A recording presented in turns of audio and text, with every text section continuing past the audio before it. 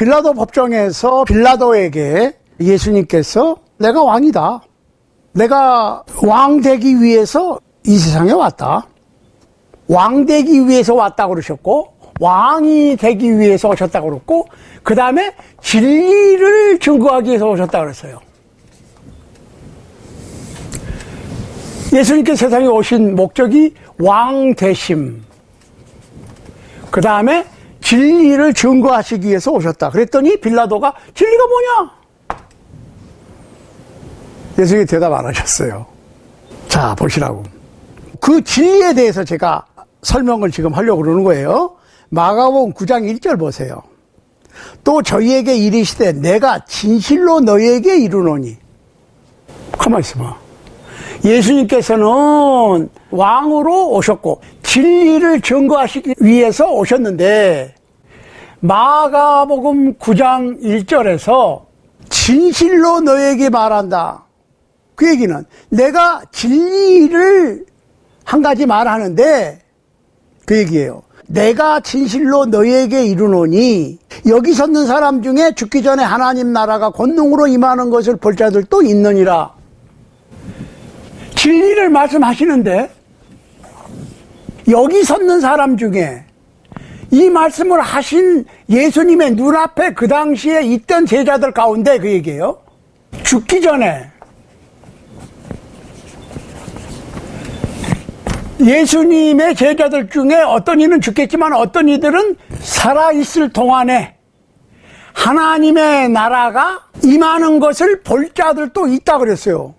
그런데 하나님의 나라가 어떻게 임한다고요? 권능으로. 자, 보시라고. 예수님의 제자들 생전에 하나님의 나라가 임하는 것을 목격하겠다. 그런데 그 하나님의 나라는 권능으로 임한다. With power. 이렇게 되어 있어요. With power. 자, 그런데 사도행전 두 번째로 사도행전 1장 8절 한번 보세요. 사도행전 1장 8절. 오직 성령이 너에게 임하시면 너희가 권능을 받고 예루살렘과 유대와 사마리아와 땅끝까지 이르러 내 증인이 되리라 하시니라. 예수님의 말씀은 진리예요.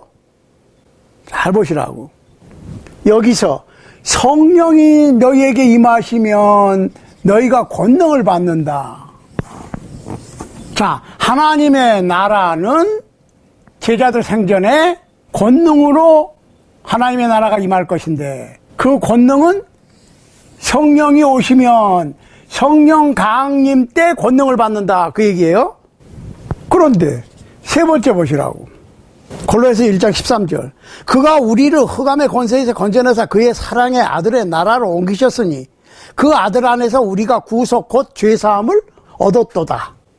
자, 골로새 교회는 1장 13절 14절. 어둠의 권세에서 예수 그리스도의 나라, 곧 하나님의 사랑하시는 아들 예수 그리스도의 나라로 옮겨졌다라고 얘기를 해요. 그러면 골로새 1장 13절 14절에는 하나님의 나라가 이미 임했어. 그러면 사도행전 1장과 골로새 1장 사이에 하나님의 나라가 임했어야 되죠. 그런데 하나님의 나라는 권능으로 임할 것이고, 권능은 성령 강림 때 이루어지니까 여기에 뭐가 필요해요? 사도행전 2장이지. 사도행전 2장에 성령 강림 때 성령 세례를 받고, 그러니까 성령 세례는 어떻게 했어요? 아주 강하고 가는 바람 소리가 들렸고 불의 혀 같은 것이 각 사도들의 머리 위에 임했어요. 그러니까 입으로 씩씩 부는 부흥사님들 입김이 아니고 진짜로 하늘에서부터 아주 강하면서 미세하면서 센 바람 소리 같은 것이 들리고, 성령 세례 받는 사람들 머리 위에 불꽃이, 불의 혀 같은 것이 각각 임하면 성령 세례 받는 걸로 인정합니다. 그렇게 성령 세례를 받아야 돼. 그냥 성령 세례 받았다고 아글아글 쓰고 그냥 온몸을 흔들어 대가지고 성령 세례 받는 게 아니고, 성령 세례를 받는 순간에 성령 세례를 받는 그 사람들이 모여 있는 곳에 하늘로부터 미세한 바람 소리가 그냥 가득하게 쫙 들리고, 실제로 들리고, 부흥사님들이 입으로 부는 게 아니고 부흥사님들이 그냥 성령 세례 받는 사람들에게 성령 세례를 베풀면서 얼마나 불었는지 그냥 침이 흥건하게 그냥 고일 정도로 불어제끼는 거, 그런 거 말고 진짜로 소리가 들리고 각 사람 위에 불의 혀 같은 것이 땡땡땡 임하면 성령 세례. 그 다음에 거기서 나타났던 게 뭐예요? 방언이에요.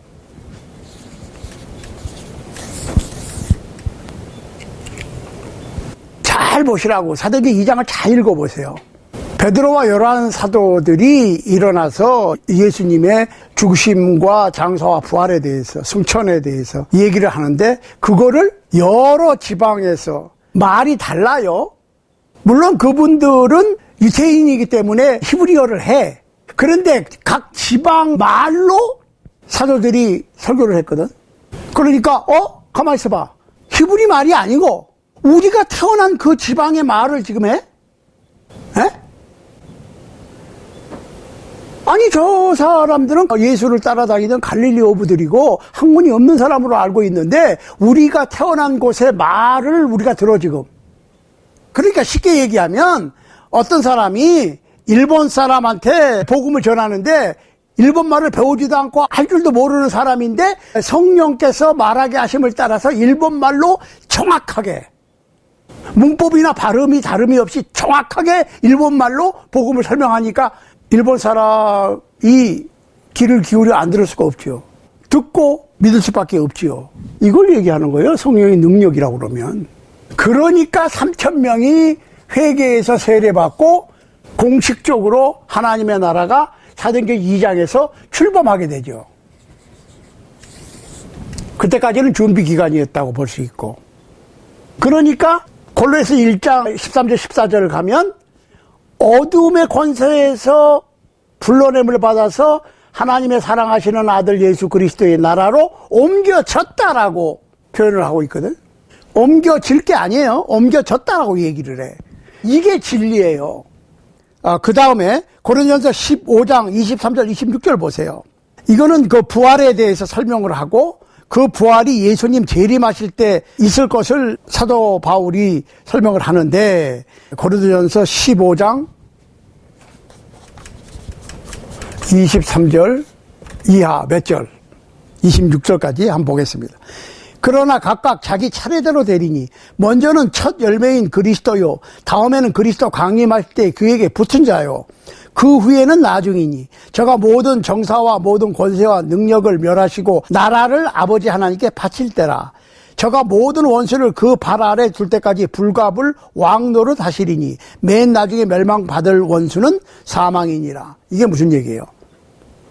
부활하셔가지고 승천해서 하나님 보좌 우편에 이미 왕으로 앉아 계시는 거야. 언제까지?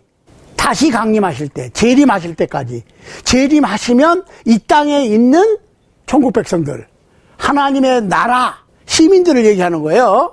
영적인 왕국이니까 어느 지역이나 땅이나 영해나 영공이나 수도나 행정기관, 건물 이런 거는 없지요. 영적인 나라니까. 그리고 예수님께서는 하나님 보좌 우편에 앉아 계시는 거고. 그러면 다시 오셔서 그때는 어떻게? 나라를 서기 33년에 사도행전 2장에서 세워진 3,000명으로 공식 출발한, 물론 그 전에 12제자 500의 형제들이 있었어요. 그 플러스 3,000명. 그리고 또 쫙 퍼져서 많은 사람들이 천국 백성이 됐지요. 우리까지. 앞으로 예수님께서 오실 때까지도 계속해서 그 하나님의 나라에 들어가지요. 천국에. 그 사람들을 하나님께 바쳐. 그때까지 왕이에요. 예수님께서. 완전히 우리가 삼층천 천상 천국에서 바로 하나님 보좌 앞에 아련하고 같이 기거할 수 있는 그때까지 예수 그리스도가 왕이고 우리를 아버지 하나님께 딜리버리 한다니까요. 다시 오시면. 그래서 계시록 1장 9절 한번 보세요. 1장 9절. 나 요한은 너희 형제요 예수의 환난과 나라와 참음에 동참하는 자라. 하나님의 말씀과 예수님을 증거하다가 반모섬에 지금 귀양가 있으면서 표현을 뭐라고 그랬어요? 나는 너희의 형제고 예수님의 환난과 나라와 참음의 컴패니언, 동참하는 사람이다. 이미 킹덤, 예수 그리스도의 왕국에 동참한, 그 얘기는 무슨 얘기예요? 너희랑 똑같이 예수님의 나라 천국 백성이고 그 얘기거든. 그러니까 너희의 형제고, 앞으로 그럴 게 아니고 지금 너의 형제도 되고 하나님 나라에 같이 동참하는 동료도 된다. 같은 천국 백성이다. 이렇게 표현한 거예요. 보세요. 그 다음에 그러니까 계시록 14장 13절입니다. 14장 13절 한번 보세요. 또 내가 들으니 하늘에서 음성이 나서 가로되 기록하라. 자금 이후로 주 안에서 죽는 자들은 복이 있도다 하심에 성령이 가라사대 그러하다. 저희 수고를 그치고 쉬리니 이는 저희의 행한 일이 따름이라 하시더라. 주 안에서 죽는 자는 복이 있어. 즉 천국 백성으로 살다가 천국 백성으로 죽어야 된다고 말이에요. 주 안에서 죽는 거니까. 주 안에 있다는 얘기는 천국 안에 있는 거예요. 천국 백성이라는 얘기예요. 사도 요한하고 같이. 거기에는 뭐가 필요해요? 예수 그리스도의 복음 때문에 환난에도 참여하고 예수 그리스도의 나라에도 참여하고 그 다음에 페이션, 참는 거. 예수 그리스도를 위해서, 천국 복음을 위해서 환난을 참는 것을 의미하는 거예요. 그게 수고라고 그랬고 그 수고는 죽음을 넘어서 우리를 따라와. 그러니까 복음을 전하고 하나님의 나라를 전파하고 하나님의 나라를 확장하는 수고를 해야 돼, 무조건. 자, 사람의 목숨을 구하는 것보다 더 좋은 선물을 그 사람한테 주는 거 없죠. 그렇죠? 사람의 목숨을 살려주는 것보다 더 큰 축복이 없지요, 그 사람한테. 아니, 돈을 억만금을 주고 목숨을 잃어버리면은 그 억만금이 필요 없듯이. 그러니까 사람의 목숨을 구해주는 것처럼 중요하고 큰 선물이 그 사람한테는 없지. 아니, 한평생 살다가 죽어야 되는 육신의 목숨을 구해주는 것도 큰 선물인데 영원한 생명을 얻게 해주는 것은 얼마나 큰 선물입니까? 축복입니까? 그러기 위해서는 뭐가 필요해요? 복음 전파가 필요하고 복음을 전하고 복음 안에 살려고 그러면은 어려움이 있어. 수고가 있어. 그럼 수고는 언제 끝나? 주 안에서 죽으면 끝나는 거예요. 그러면 우리가 살아있는 동안에는 복음을 위해서 하나님의 나라를 위해서 수고해야 돼.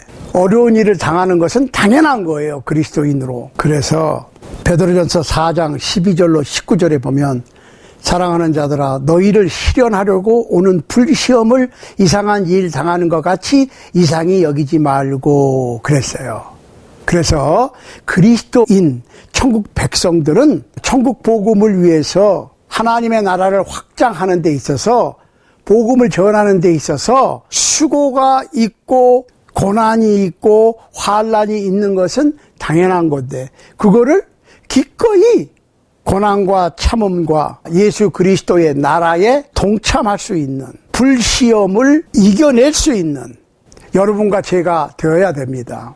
그러니까 그리스도인들이 이 세상에서 당하는 불시험, 그 불시험을 이겨내야 됩니다. 이겨낼 수 있도록 힘과 능력을 허락하여 주시기를 우리 주님 예수 그리스도 이름으로 간절히 소원하고 최선을 다해서 그것을 위하여 노력할 수 있는 여러분과 제가 되기를 바랍니다. 예수 그리스도께서 재림하실 때에 영광을 얻기 위해서 그리스도인들에게 닥쳐오는 불시험을 잘 견딜 수 있는 여러분과 제가 될 수 있게 되기를 예수 그리스도 이름으로 간절히 소원합니다.